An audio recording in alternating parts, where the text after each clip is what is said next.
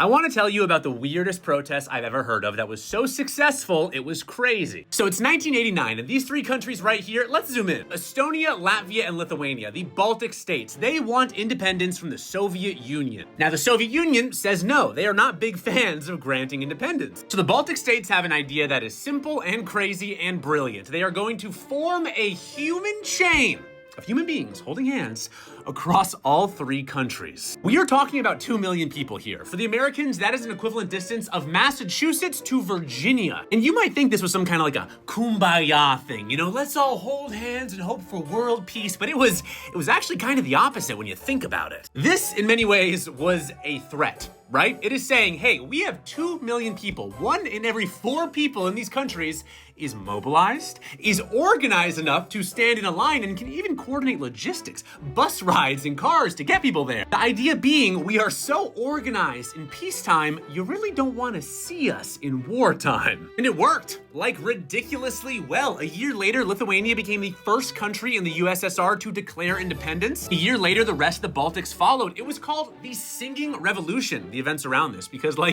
it was overall peaceful. They were singing most of the time. They met with some violent resistance from the USSR occasionally, but overall, this was like a completely non-violent revolution, and it worked so well.